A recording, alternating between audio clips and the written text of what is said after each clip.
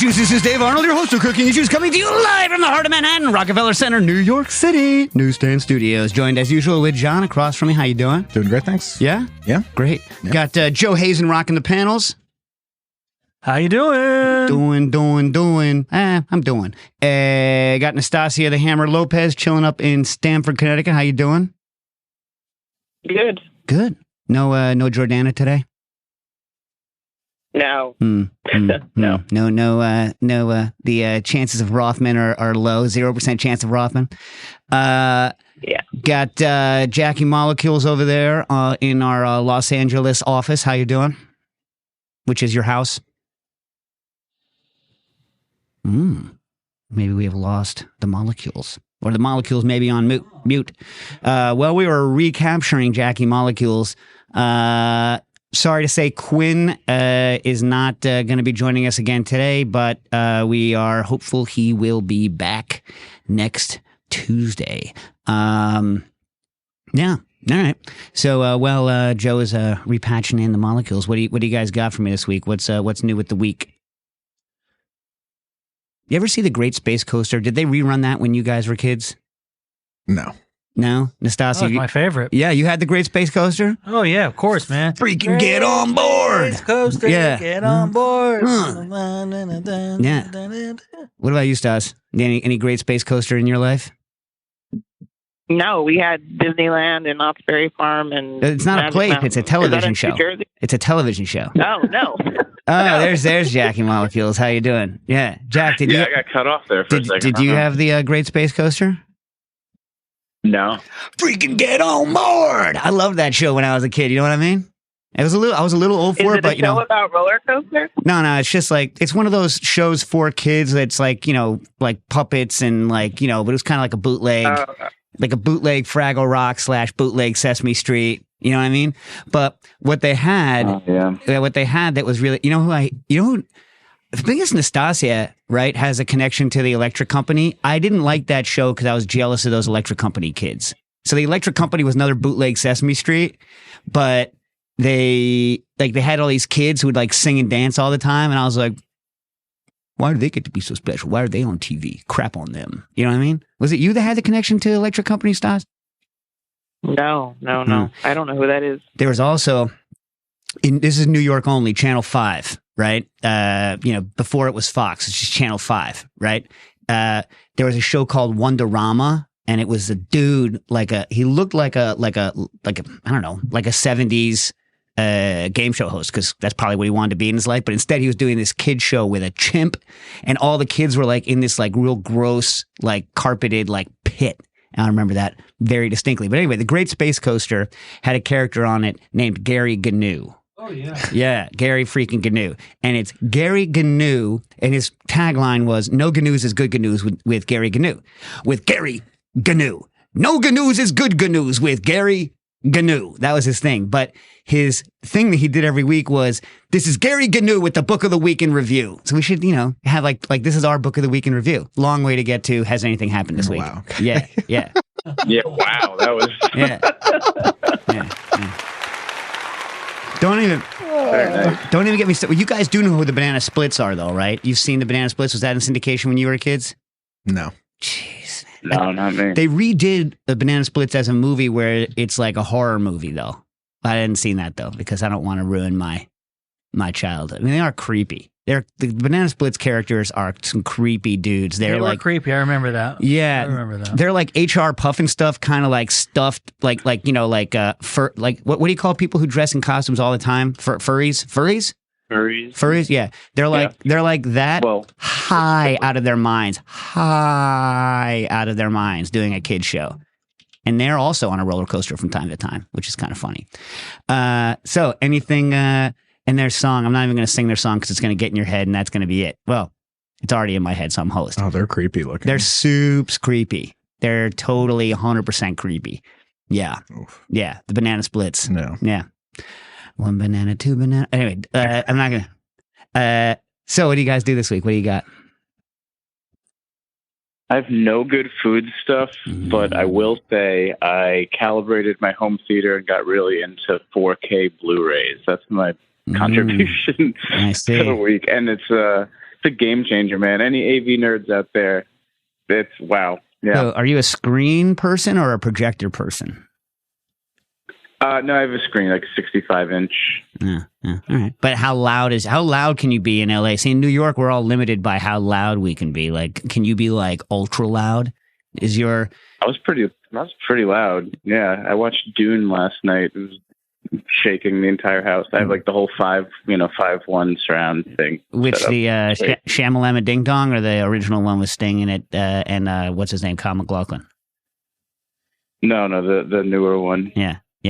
I know we've said this before, but I cannot believe they're doing another Willy Wonka and that Chalamet is the young Willy Wonka and they hired Hugh Grant to be the freaking Oompa Loompa. There's no good ideas here. There are no good car ideas in this situation. Like, I don't know what the hell.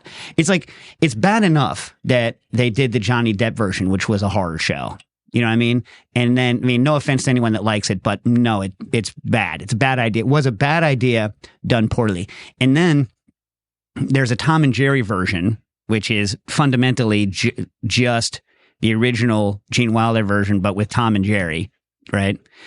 Also, didn't need to happen, right? Did not need to happen. But this new thing that did not. I mean, I don't know. I'm going to have to see it just because I have to see any sort of Willy Wonka related, production. But, and was it Nastasia who said, or someone said they should have hired the guy from The Bear because he already looks like Gene Wilder. But, this is supposed to be young Wonka. Young Wonka. Like, that's something I need to see. Young Wonka. Anyway. So how... Do you have how's your subwoofer, Jack? Good. Pretty solid. So back in the 90s, late 90s, when last time I was thinking about this, when I was building my cabs and my amps and all that stuff, there was a person, I think they were out of Massachusetts. They weren't Bose related, or maybe they'd worked there at some point, but they used to make subs. You like this, Joe? They used to make subs where instead of using a speaker cone, the dude literally just put a servo motor and an arm and was just like wop, wop, wop, wop, wop. So he wasn't using like a magnetic cone and a ring. And he was just like just the super low end. And it was just this like strong motor, like, whoop, whoop, whoop, whoop. You know what I mean? To really get that, like, so when a helicopter would fly overhead, you'd be like, ugh! You know what I mean? Like your chest would implode, which is sweet. Wow. I could never afford one though. You know what I mean? But I forget the name of his company. Servo something was the name of his company. I don't think anyone does that anymore. I mean, speaker cones are probably so good now. You know what I mean? Like subs are probably amazing now. You know. Anyway, we digress. So like and whenever I listen to loud stuff in New York, I can't wait for them to build like a subwoofer that you just strap to your chest. You know what I mean? So like, you have the cans over your ears so you can have like the super loud with like great separation, even in your apartment where like, if you drop a pin, the person underneath is like, are you moving furniture? Are you moving furniture? You know what I mean? You see the cans, but then you like strap something around your chest that like gives you that, you know what I mean? That feeling that you're like, that you might vibrate to death, which I kind of like in small amounts. Yeah. Yeah. You know what I mean? Anyway. I don't know. All right. Nice. What about you, Stas? You got anything? Anything?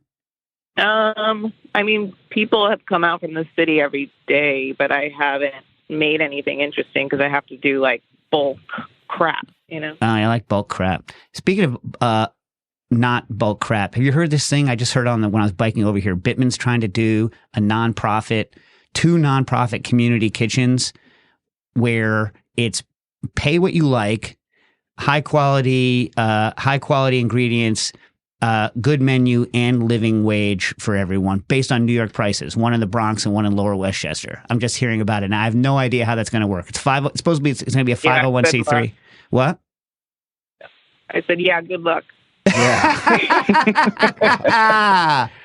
Nastasia just like zing. Yeah, good luck. So It's true, right? yeah, It's true. No, it's true. So since it's like still kind of summertime and you have a waterfront situation and people keep on coming to avail themselves of it, have you been keeping track of like the House Guest Olympics? You're familiar with the House Guest Olympics, right?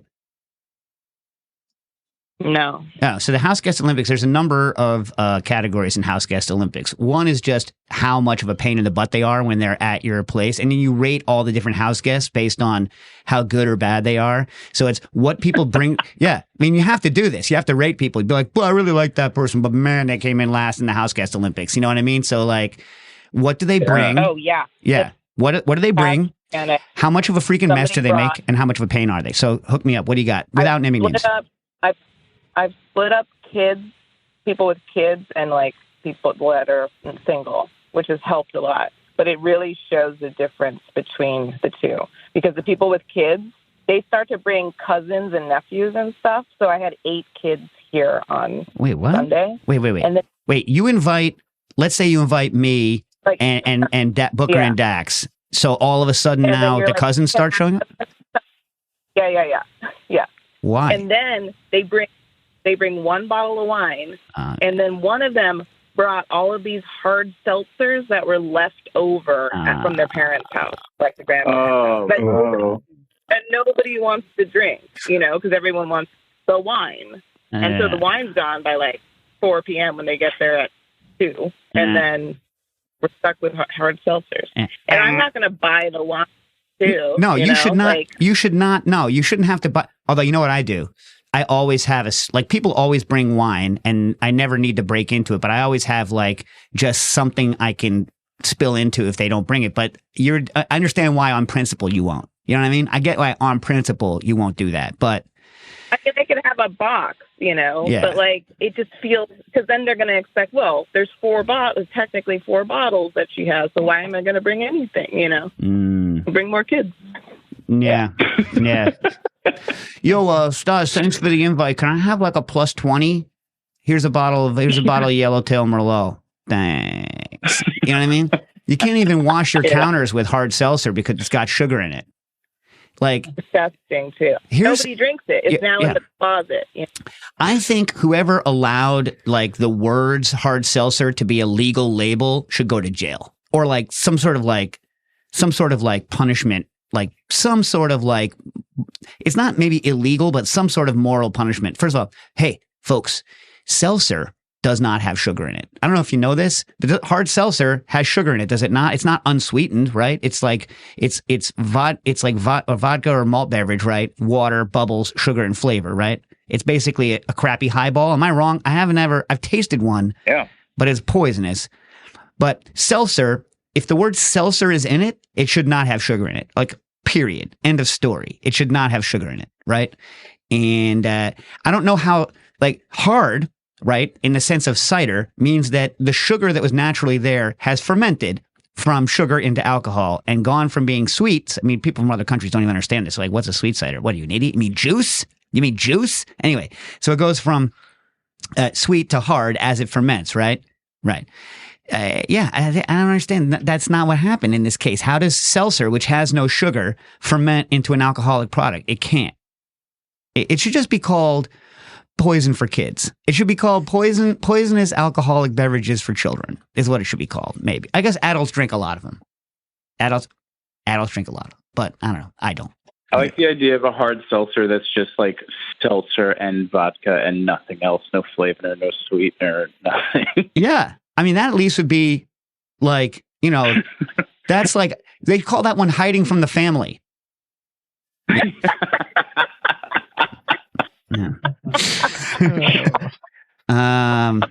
But like, it's just like one of those marketing things that I can't believe is allowed. You know what I mean?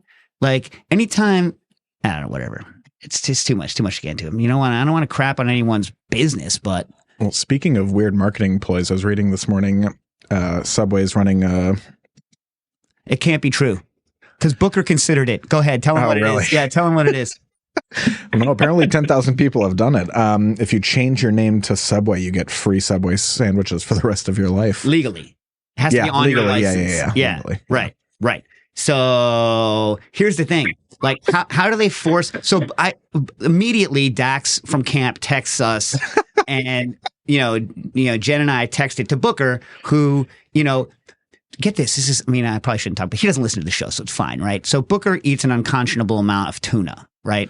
And so, we tell him about Jeremy Piven, who, went crazy from all the tuna he ate because of the mercury poisoning. At least that's what he says. We all know that he was just kind of probably a lunatic, just probably doing bad things without the sushi. But we're like, look, mercury poisoning. This famous actor got mercury poisoning from eating all this tuna. I'm not talking like a can. I'm talking like 4 cans a day. Like every day. We're like, Booker, you must stop. And he wouldn't believe us, actually. So he keeps asking ChatGPT, and now ChatGPT is like, you can't eat that much tuna, Booker. And he's like, oh, yeah. I'm like, all right. Yeah. And Booker I tried to teach him the term hallucination for when GPT is making mistakes. Because, he's like, no, it's just artificial error. Artificial error. I'm like, strong. Anyway, so immediately we text Booker this thing about Subway. And he goes, I don't trust it. I think it's a scam. And that was it. You know what I mean? And I was kind of like, I kind of believe it that it's a scam because aren't they all independently owned? Like, how do I force Jane and Joe, Jamoke's Subway in, Milford to freaking, honor this thing? And can he then go and just put himself into a mercury coma by eating nothing but Subway tuna sandwiches? Because he would do that. You know what I mean? I've seen him eat 2-foot-long Subway tuna sandwiches in a day. Yeah. Oof. Yeah. 2 Subway sandwiches, period, in a day is no good. Yeah. I told you guys, I think I said this on the air, he used to go around he would troll subway.com, the web, wherever their website is, like whatever their website is, he would troll it all over the world to try to find some combination of inputs that would get him the most expensive possible Subway sandwich. He's like, it's double meat, double bub. He would list off like a thing. So he once made a sandwich that was like $100. You know what I mean? By like layering stuff in a way that was not intended. And he also was able to get everything for free. He's like, at the location. He would like name the location. It could be anywhere in the world. He once found one like over by the Staten Island Ferry. And yeah, he's like, he would just go find all these weird deals on Subway all the time. But he could just have it free and then he wouldn't have to worry about it. Oh man, this is such a scam. And it's definitely true, but it's only going to one person who changes their name. Oh, that is garbage. And it's $50,000 worth of gift cards. That is garbage. That is trash. And unlike the Harrier thing where they like obviously Pepsi wasn't going to give that kid a Harrier jet, right? So for those who don't know, like, back in the whatever it was, 90s, I guess, like someone got an investor to buy a zillion, Pepsi points and then was like, you owe me a Harrier jet because they put a commercial out. This seems like you changed your name. You did something. They said that. How fine is the fine print that says only one person gets it? It's like, in order to get your golden ticket, you have to freaking change your name to Subway legally? That is ridiculous. They'll pay you back for the legal fees, though. Does it say that? Yeah. Stupid. We'll pay you back for the legal fees. And have they already chosen who it is, or does Booker still have a chance? I think he's still got a chance. And then once they give you the gift cards, can you change your name back to Booker? I don't see why not. I don't see that fine print here, but maybe it's somewhere. Yeah. Give me Booker Arnold, DBA, Subway Arnold. Or do you change your last name to Subway? Is he Booker Subway, or is it Subway Arnold? I don't know. Or does your name have to be Subway Subway? I don't see that in this press release. Subway S Subway the Third. You know what I mean? Yeah. That'd be the best. Yeah. Well, 50,000. That's not even that many sandwiches for him. Oh. You know what I mean? Yeah. It's really not. I mean, if you ate a Subway sandwich every day, right? What are they? $6 for a 6-inch, I think. Oh, geez. So $10? Maybe. All right. So probably 10. That's like 5,000 sandwiches. 10? Yeah. So that's like $4,000 a year. That's like, 12 years. What is he only going to live 12 years? The kid's only 21. Expect him to be, I guess if he eats that many Subway sandwiches, he might not live past another week in 12 years, but like, anyway. Yeah, that's true. Oh, speaking of things that are garbage ideas, since you're the one right now with a restaurant currently, hook us up on the street shed situation with the city. What are they trying to do? Make you take it down? Oh, you have to take it down every winter and then put it back up.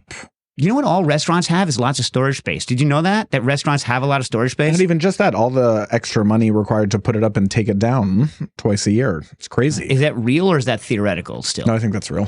So that's going to happen? Yeah. Oh, man. They're letting you do it, but. Yeah. So then is the average person, do you have a shed? No, we don't. Yeah. We have a bike lane right there. Oh, son of a gun. Yeah. I wonder what percentage, these New York City people, write us in on our Patreon. What percentage of people do you think did actual follow the rules when they did their sheds? Like zero? Like zero? Or is there one person? We tried to follow the rules at XCon when we were open for that 25 seconds during the when they had that, but no one follows the rules. You're supposed to not have seating within X number of feet of like a parking meter, a bike rack, a fire plug. There has to be like sidewalk egress around you for X amount of space, or the people who are allowed to build into the lanes. It's just like no one followed any of those rules at all. You know what I mean? Yeah. Yeah, whatever. The rules should be changed to make it. They should just codify it in a way that's normal. But like, so are most people you think going to like completely scrap it and build a fresh one, or are they renting storage spaces, in Jersey or something? No way. They want you to like not ever put it back up again. Yeah. So you're just going to like throw it out and then be like, I'm not doing it next year. Yeah, but the money. That's what they want. But you're not going to keep that crappy wood. Well, it's the saying. The two choices are build it from scratch every spring, or either build it from scratch every spring or upgrade to something that you can knock down and put up. Like some people have like weird. They're basically eating inside outside. You know what I mean? I mean, what are those folks going to do? Yeah, people who have fundamentally built greenhouses in the street. You know what I mean? I don't know. Yeah. So Stas, you think that they're just trying to like only the.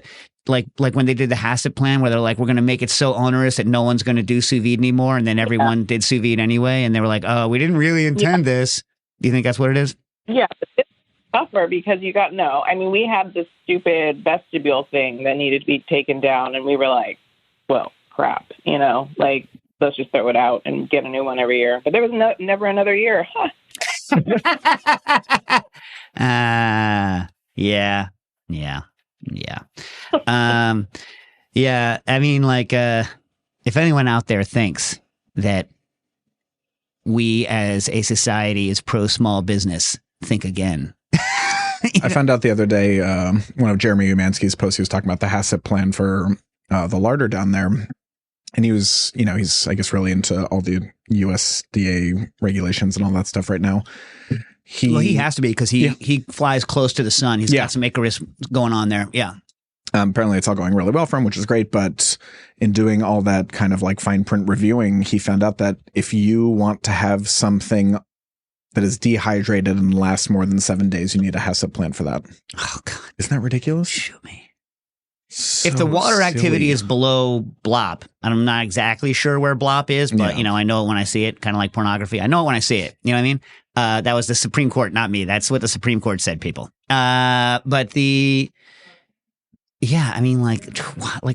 make everything such a huge pain in the behind all the time? So that means, because people, for those of you that aren't like HACCP aware, HACCP plan isn't just like good manufacturing. It means you have to have logbooks. You know what I mean? And you have to keep track of things. So why did he tell anyone about that? That's one of those things that's like, why would you? Don't open your mouth. Yeah. Keep that to yourself, man. Yeah. I wish I erased my mind and didn't have that in my head right now. You know what I mean? Yeah. Because that's you got to do your HACCP plan the way that like Republicans do their taxes, Wow. But they, who, like their accountants make a lot of money figuring out, how to get around it. But the issue is like, it's just the records you have to keep with HACCP, which is just a pain in the butt. Isn't the application process expensive too? I don't know anymore. I mean, so many people have done it. I think that stuff's pretty streamlined. And there's a lot of people that have it, but you got to keep the logs. It's like it's like another thing. Like you keep your shellfish tags and all that crap. It's like another thing you have to keep. You know what I mean? Just another layer of useless garbage. Yeah. So like, is your dehydrated stuff still dehydrated? I don't know. I can't tell. Obviously, it's still dehydrated. You know what I mean? Yeah. But what some idiot's got to look at a piece of paper and be like, "Yep, dehydrated." Could you imagine if someone was like making like I don't know, fruit leather, and you handed them and they're like, "Hey, let me see the fruit leather," and then the prep person came in and handed you jelly. You'd be like, "That's jelly, you idiot! It's not dry." You know what I mean? And you're in Yeah. Why do you need a logbook for this? You know when your fruit leather isn't fruit leather. Anyway. Yeah. It's not like it's not like an in between. There's no like wiggle room. You know what I mean? Yeah, I do. Oh man, Nastasi and I were talking before about that. Speaking of jelly, about the 5-gallon bucket of mold jelly in Los Angeles years ago. Mm. I never saw it. I never saw the pictures of it. Oh, there were something. Yeah. Well, we have kind of a question on that.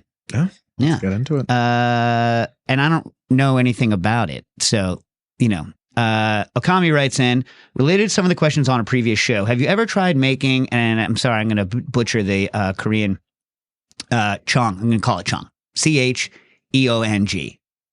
Chong? Anyone? Korean 1-to-1 macerated fruit syrup, right? So it's 1-to-1 sugar and syrup. But the kicker, is there a quicker way to get the same type of result? Because a lot of these syrups are aged then, right? So whereas if you were to take a fruit, you could put a 1-to-1 just sugar in with it, and over the course of several weeks, it would macerate and would turn into a thing. But I looked up, and by the way, I don't have an answer for you, Kami. Sorry. But I did look up an article which is quite interesting, because what I don't understand is what is actually going on in the syrup as it ages, right? So in fruits, so in a regular 1-to-1 simple syrup, which, let's say you were going to use just instead of fruit, water and sugar. Now, this is going to be slightly more sugar than that would be, because there are solids in the fruit itself, right? So it's not like a 1-to-1 simple syrup. It's higher. It's like probably closer to, 57, 60, depending on the fruit that you use, blah, blah, blah. So in a normal 1-to-1 simple syrup, you'll get yeast and all kinds of effed up floaties, and it will ferment over time pretty quickly, and then the amount of sugar in it will drop, right? If it's still palatable for you to eat. You know how I know this? Because I've tested it at home. But these fruits, syrups are typically high acid enough that you're not getting those kind of yeast things, but there are still, as they call, quote unquote, osmotolerant yeast and things that grow in them. The article that I looked at was, and I'm not going to pronounce this anyway either, but like green plums in Korean, Maesil, green plums. So the green plum version of that, there's an article written on it called The Effects of Fruit Maturity. That's what you should search for, because the title is too long for me to write down. It was The Effects of Fruit Maturity, blah, blah, blah, blah, blah, Maesil syrups. And it's not behind a paywall, so you can look it up. And what was most interesting to me was that even though they were fermenting for a long time and undergoing a lot of change, the bricks, right, the actual solids content of it didn't change that appreciably. So they aged these up to a year. Even over the course of a year, they weren't seeing a huge drop. In other words, a huge amount of consumption of sugar by microbes, but there was change in flavor due to microbes. And what that tells me is this is going to be difficult to fake by going slowly, because anything you do rapidly is going to be kind of a rapid conversion of sugar to whatever else, lactic acid, whatever else. And there was a pH drop over time. So there's probably some lactic acid stuff going in there as well. I don't know. You have to read the paper in more depth. But I think it's going to be relatively difficult to get the same effect quickly, because it's happening over such a long time with such a minimal amount of underlying consumption of the base product. That's all. But I'd be happy to be wrong. You know what I mean? And it actually seems to be a fermentation process and not just something that you could, let's say, accelerate with heat the way that black garlic is. Although that would be interesting. That would be super interesting to keep a fruit syrup at an elevated, like to put to let's say bag, yuzu or citron, slice it, right? Mix it with sugar, right? Vacuum bag that sucker, and then throw it in, and then treat it at a relatively elevated temperature for a long time. It'd be super interesting. One thing to note: fructose So acid and sugar, we talked about this a little bit last week. Acid and sugar, you'll invert. By the way, I built, so stupid, I don't know why I did this. Theoretically, it was for the book, but I built a really cheap polarimeter so I can now check to about, I mean, it reads to 1/10 of a degree. I printed it on my 3D printer, but, probably I'm getting like 1/2 degree of resolution. So I can really check how much light bends as it goes through solutions. And I'll give you guys, and like you can build it. If you already have a multimeter at your house and a 3D printer, you could build this for like $6, right? I mean, like it's really cheap. But what I'm working on next, there's some things I make better, but I shouldn't make better because I don't have time to make it better. But one of the interesting facts I figured out was, and you could actually just do this with your computer monitor if you didn't care. So malic acid, I use a lot of malic acid, right? I use mainly citric, malic, tartaric, and lactic. Those are the acids that I use, and succinic, the acids that I use in cocktail work. I guess in food you could use them too if you're correcting syrups. But malic acid, natural malic acid. So malic acid is a chiral molecule, meaning that it exists as two mirror images, right? And as light passes through in one, it'll get rotated to the right. And if it passes through the other one, it'll get rotated to the left.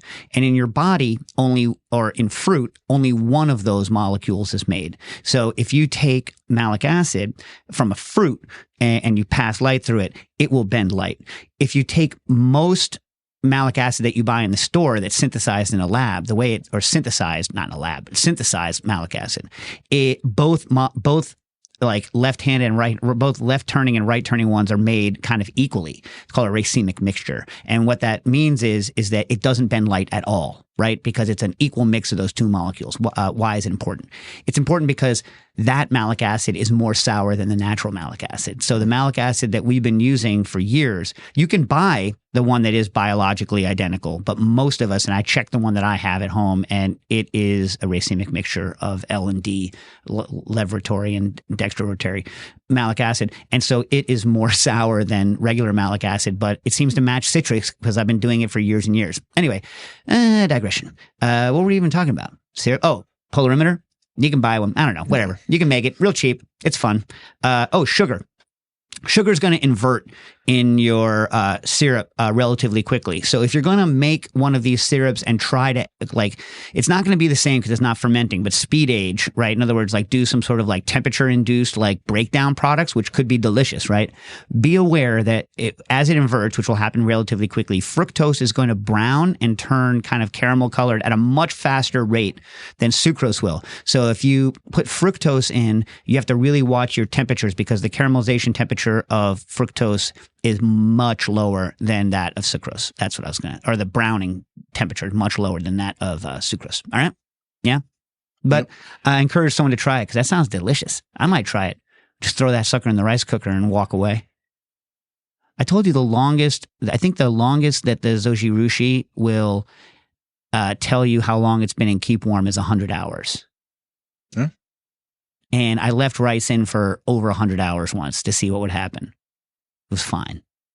I wasn't like, oh man. I was kind of hoping I'd be like, this is delicious. And then you need like a bunch of them so that you could always have your 100-hour rice around. You know what I mean? But I was like, this is nothing. It was had a slightly amber color to but it wasn't like, oh, I got to do this. You know what I mean? Yeah. Yeah, I've done 100-hour rice on accident before in a Zojirushi. Yeah. And what was your what's it called? Assessment the same? Meh. Fine. Same. Yeah. Same. Yeah. Exactly. It was not surprising in either direction. You're like, okay, yeah, this is what I would expect. I mean, it is freaking surprising that the Zojirushi is so good that it can keep rice for 100 hours in decent condition. That is freaking surprising. Any capacity. Yeah, that's true. That is true. But yeah, not a culinary revelation. So anyway, hey John, you want to take this opportunity to push the Patreon, pump it? Patreon.com/cooking issues. You get access to a whole bunch of great things. You get to call in your questions live. You get your any questions you have prioritized in the answering with Dave. And I'll put the files up for the polarimeter when Quinn's back on, in case any of you have a 3D printer and care about the way light is bent as it passes through. through solutions. There you go. And super cool stuff being shared through the Patreon as well. Access to the Discord with a great community of like-minded individuals. And check it out. Patreon.com/cookingissues. Yeah. All right. Now, we didn't finish this question last week. Devin Patel wrote in and said, hey, what is the best quality and flavor pre-ground wheat I can buy from a store online? It is for making unleavened flatbreads. I'm searching for the highest quality and best flavor. Thank you. Okay. So a couple of things. I asked for some more information. I did not receive any more information, so I'm just going to make some assumptions. And by the way, Devin also said, don't get the DI fluid machine, the Omni, the one that does particle roast and Agtron. Yeah, well, I'm not going to buy it for coffee because I don't need it for that, but I would love it. And I sent them an email and I sent them a on their Instagram. I want to know if they're ever going to modify that sucker so that I can have it do flour, because then it would be worth it for 100%. And anyway, also Devin wants to know if I can juice galangal in the Kuvings. I don't know. I would bet galangal's a lot drier than regular ginger. I like galangal. Yeah.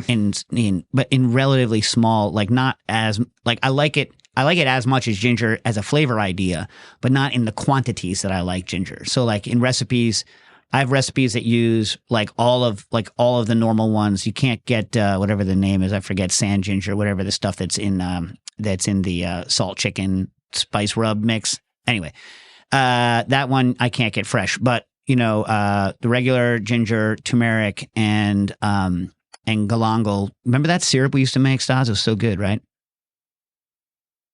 Yeah. Yeah. With all three, but I am just not going to juice turmeric. I'm just not going to do it. You know what I mean? Just not. Yeah, not worth it. Just not. No, it could be the most delicious thing on earth. I'm just not going to do it. Hey, speaking of the other things, remember how I told you that at the bar back at Booker and Dax days, like they would not allow me to put a stinging nettle drink on the menu, like nitro muddle stinging nettle. So when you nitro muddle stinging nettle, the little barbs are broken down. They're broken. And so then even without cooking it, you can consume it. No problem. And they're like, nope. And I was like, but nope. No. Wouldn't it be fun? But I learned. Dave, we should talk about how we might be doing an event, several events in LA. Yeah. Well, so like, get excited. I might get excited. Get ready. We might be hooking something up. In LA. Two things. One, we might try to do something separately. I might film something over there with Dave Chang if we can get the scheduling, everything worked out for one of his new things. But then we might do something separate. Nastasia loves an LA event, and it will not be a sub party, and it will not be like when Aaron Polsky had Nastasia and I fly out to do an event at Harvard and Stone and had us prep for 3 drinks, not 3 cocktails, not 3 recipes, 3 drinks. And like, that's when you and I were like, what the hell? And then we had to run to Ralph's. Oh my God. Like then he took us to that weird strip club. Yeah. Yeah. Where it's like, that's not my, like, I know it's like was high class pole dancing situation or whatever. High class, but like just not my thing. I like to like keep my lascivious thoughts and my drinking separate. You know what I mean? Anyway. So this one we will prep at least 9 drinks, not 3. What was the actual number of those stars? It was something absurdly low, like 30 of each or something like that, right? I think even lower. I think it was like 20 of each, and then we had the apple heads. Nobody cared. They cared. Yeah, some people. Harvard and Stone didn't care. Some people who showed up cared about the apple head dolls and the boots with the fur.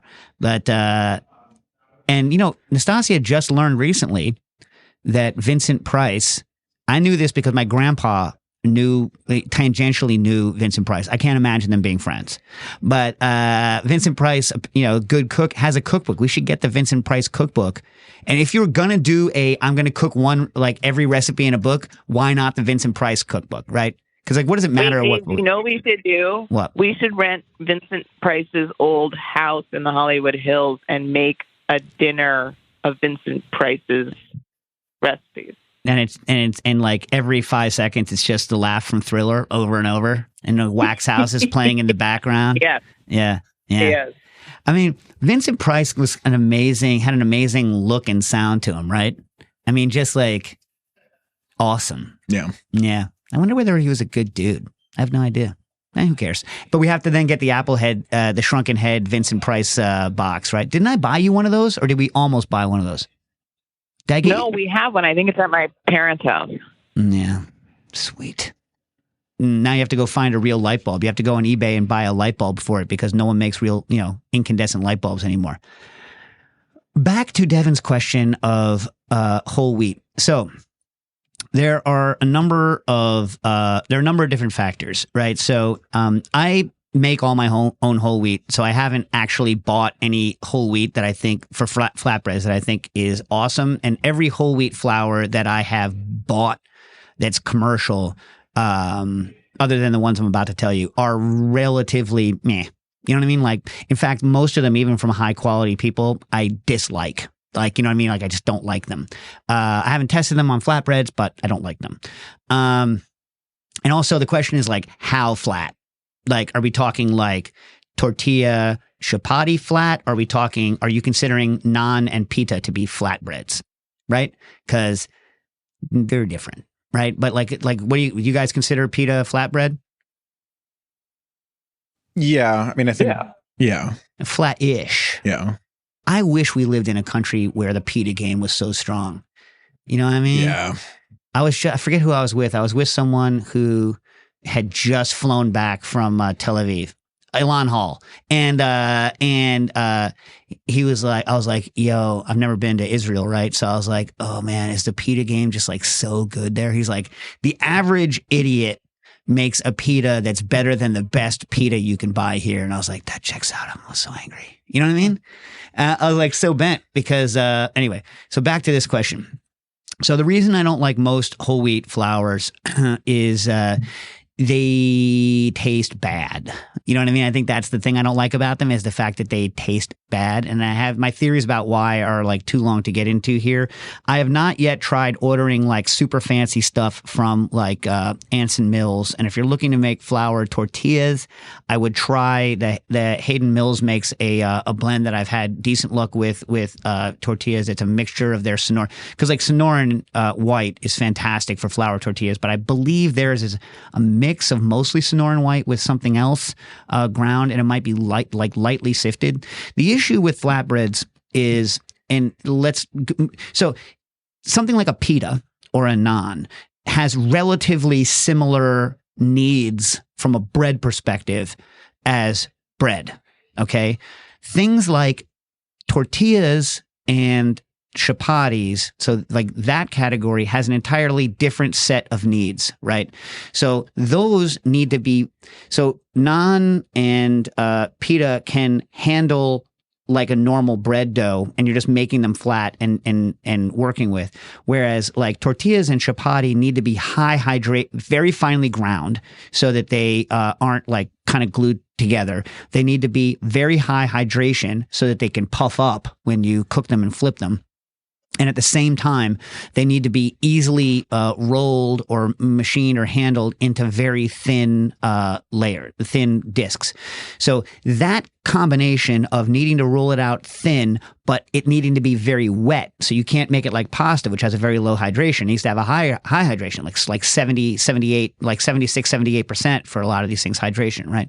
So in order to get that, you need a very different kind of flour than you would for normal bread. If you want to use whole wheat for a normal bread, I would buy, I don't know who to buy because I don't make my own, but high extraction flour is going to be the best because they're going to sift out a lot of the largest brand particles. It's still got like 85, 90% of the wheat is in there. A lot of great taste, and it's going to act like normal bread, right? for if you're gonna do like the only good whole wheat I bought is the stuff for chapatis for that kind of flour, and you need to look for it's made in a different way. So most Western style milling is done to kind of decrease the amount of heat. Everyone's worried about heat damage on stuff, and so they grind as fine as they can on roller mills, but they try to keep the heat production down. If you look at like traditional atta flour, whole wheat flour for chapatis, done on like a chaki on a mill, these are ground at very high temperatures, very fine, with a lot of starch damage. And what that means is you have a very fine flour, high starch damage, high heat. They absorb a lot of water, right? So they take a lot of water on, and so that flour is like the best for making that you can buy for making a chapati. So if you're going to do and I've also done them, I've also used them for, tortilla-like things that aren't like chapati, but I'm talking like you can still roll it out very easily even at 76% hydration, right? So the stuff's crazy, and it absorbs that much water because of the starch damage, because it's whole wheat, because it's ground finely, and because it has the right amount of protein and the right kind of gluten to do that kind of work. Now, I've only tried like 4 or 5 brands, and I've never ordered it online to try to get super high quality. But the best that I have tried was Sujata's brand. Like I liked it a lot better than like Swat or any of the other, I think they're Lakshmi or any of those. You can buy them now in vacuum packed bags, and the nice thing about that is they won't go rancid as quickly. So if you can get like the Sujata Chaki Atta in a vacuum bag, I've had decent luck with it, but I'm not going to say it's the best, and it's not, artisanal, if that's what you're looking for. That covered, smothered, good. All right. More bread stuff. Alexander Camarata writes in, yo, this is Xander writing in from Berlin. Might get to go to Berlin in October. Might go to the Bar Convent Berlin, although I hear it's now in Old West, not in Old East. It used to always be in Old East. I'm going to go to Old East. You know what I really am looking forward to again? And next time I go to Berlin? Schweinhaxe. Oh my God, I love Schweinhaxe. What is that? You take the pork shank, and then you like braise the hell out of it, and then you deep fry it, so it's like delicious, like gooey inside and like crispy on the outside. Yeah. Oh my God, Schweinhaxe. Oh my God, pork. Do you know that? Like, remember Stas when we went to Milwaukee, and they had those things they called pork wings that were like miniature, like Schweinhaxe. Yeah. Oh my God, how good were those? So good. So good. Those are what's it called? Trademarked. We can't make something and call it a pork wing. That thing's been trademarked. But those things, if you can get them at they don't have them at bars over here. I've never seen them on an East Coast menu. But if you could get yourself, that's basically like mini Schweinhaxe, which is like sweet. And I think they're pre-cooked, and I think you could probably drop them from frozen in the fryer. And is there anything better in life than just being able to drop something from frozen in the fryer and pull it out and eat it? I don't think so. I don't think there's anything better than that. I mean, maybe there is. Writing from Berlin, not very important question, but I heard y'all are taking more questions. So here's it go. My friends and I were discussing why in the United States, most bread you buy, even quote unquote healthy bread, is so soft. Xander, I don't believe in health. I do not believe in health, but many people do. I would say almost everybody does, just not me. But let's just take your question, stipulated, healthy. One example might be daveskillerbread.com. You guys familiar with Dave's Killer Bread? Dax likes Dave's Killer Bread. Kind of a good story. The people who started Dave's Killer Bread, one of them, had been in prison for like 15 years, came out, and then had a family bakery business and went back with his brother and started it. And they're a second chance employer. So like they do a lot of hiring of people, and they don't, take your criminal record into account, which more people should be doing this kind of thing. So I'll say that about Dave's Killer Bread. But my family does eat it. I don't, because I don't eat that kind of sandwich bread typically. But point taken. Why is it so soft? If you buy full corn brot in Germany, where we live, it's extremely dense. Or if you buy a rye bread in Denmark, it will look nothing like the rye bread from Dave's Killer Bread, or even rye bread that you get at any deli. What can explain these differences? Well, briefly, They're entirely different things. Rye bread in the United States, the kind that you're talking about. In fact, I looked at Dave's Killer Breads, rye breads. Most people, when they say rye bread here, there's some rye in it. There is rye in it, but it's not 100% rye. And I looked at their rye bread has rye flour and wheat flour and like whatever like pile of seeds that they pre-soak and throw into it. That's their shtick, and wheat gluten and all of this to try to make it into kind of a bread that is what the Americans consider bread. Whereas full corn broat usually has like whole cracked things. It's entirely different. It's an entirely different process, right? So these guys are using what amounts to standard flour, not standard, like could be whole wheat, but like ground like normal flour, and with the intent to make a big springy loaf, as opposed to like the situation where how they used to say you throw in 3 kernels and you throw in 2 kernels and you get 3 out. Like that's the full corn grind. You know what I mean? So they're just entirely aiming at entirely different things. Does that mean like I'd have to go for hours and hours otherwise to go kind of deeper into it? And I don't make a lot of full corn broat, by the way.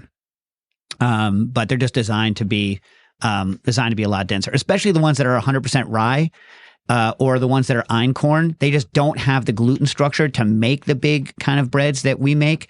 And so because if you're going to use einkorn or if you're going to use rye, 100% rye, it's going to be dense, and it's going to, they ferment it for a long time, so it's more sour. We got a call? Caller, you're on the air. Hey. Hey, Quinn, how you doing? Good to hear from you. I thought I'd just check in. Make sure everything was going okay. Yeah, well, good to hear you. Glad you could call in. Yeah, been. Also, Dave, what? To promote our new survey. Oh yeah, go ahead, promote it, Quinn. Do the promotion. Again, the patrons will already have seen this, but for all of the other podcast listeners, tinyearl.com/BDX survey. Wait, it's pronounced Earl? People pronounce it Earl like... I do. Earl, like the show. Yeah. All right. Earl. Tiny URL. No. I 100%. I'm like, it's probably I'm wrong. Like, because I don't know anything. For years, I called the hashtag symbol still pound. You know what I mean? Because that's what it is to me. It's a hashtag. Hash. So yeah, Earl. Should I say, what do you say, Stas? Do you say URL or Earl? URL. So that's the dividing line, like somewhere between. I'm a URL guy. You're a URL. So somewhere between you folks and Quinn and John is the Earl line, is the Earl demarcation. Most other people I know are URL. Really? Yeah. I don't mind Earl. I don't mind it. Earl's cool. I like it. Yeah. I mean. I'm for it. All right, so why don't you tell them what the survey is for, Quinn? Why they should care, why they should take it. About getting feedback for the podcast, making improvements, and also cooking habits and hardware-related questions for Booker and Dick. Yeah. Do we have any, speaking of podcasts, do we have any guests who are in the pipeline that haven't been fully hammered down yet, Quinn?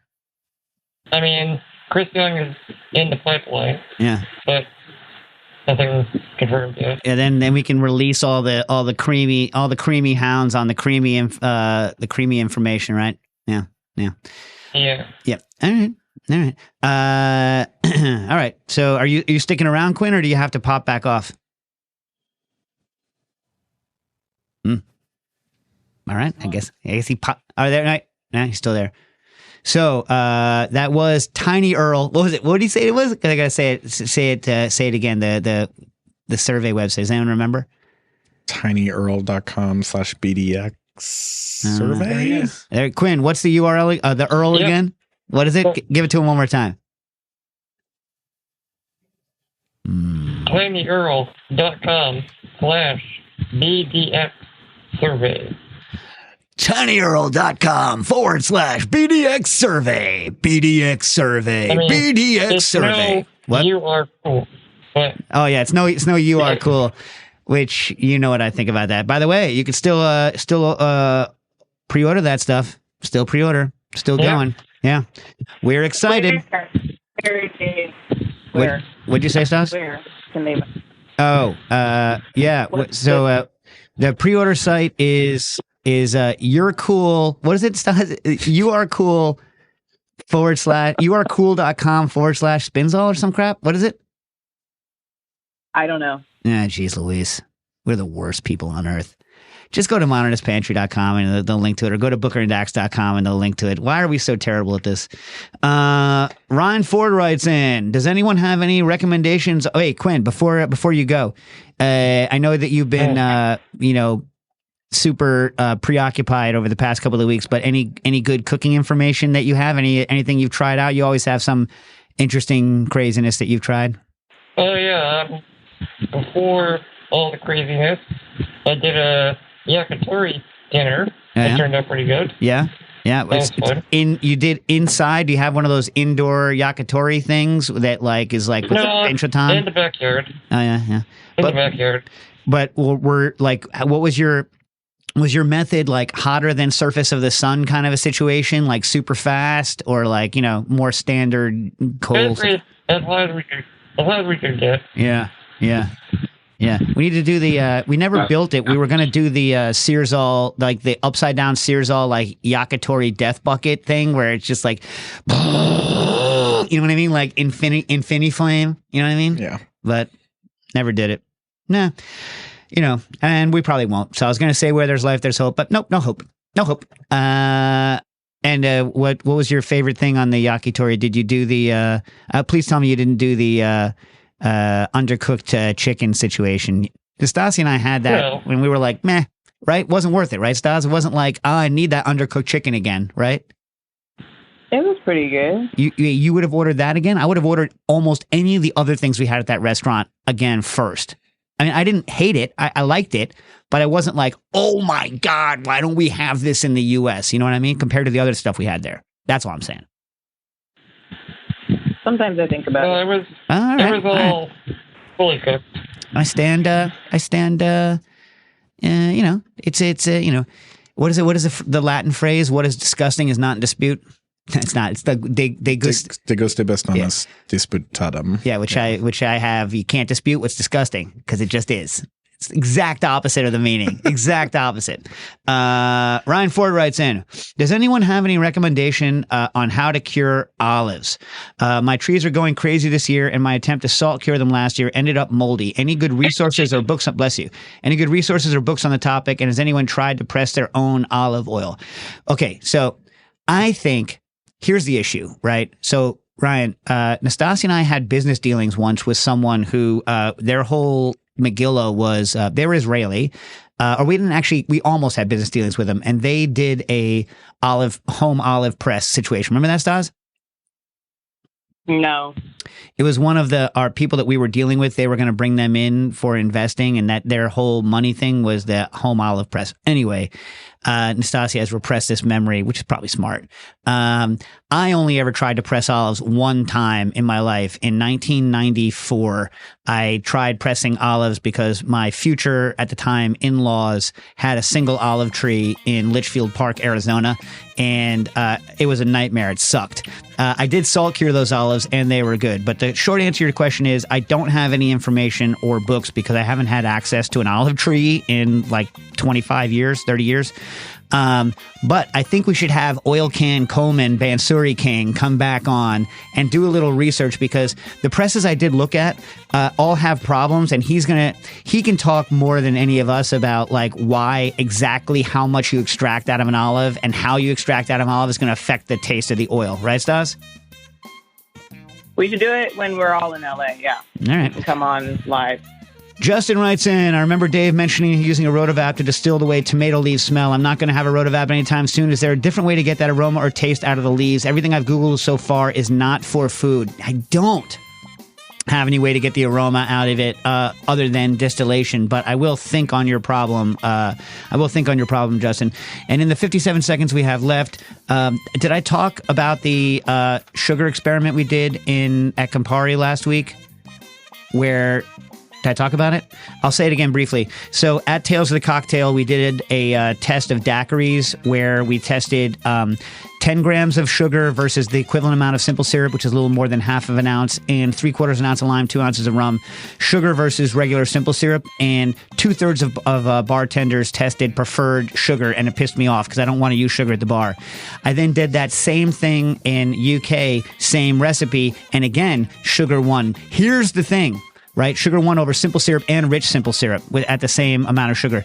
But then we ran a second test. Ready for it, people? Where we did 20 milliliters, which is a flat 2/3 of simple syrup instead of the half, and the equivalent amount of sugar, which is 12.3 grams, not 10 grams. And then simple syrup won by the same margin, 2/3. So in a super dry daiquiri, sugar wins. And in what I would consider, the daiquiri that I'm more used to making, right, with 12.3 grams of sugar per 60 ounces and 3/4 of lime juice, that sucker, simple syrup won handily. So sweet! Cooking issues.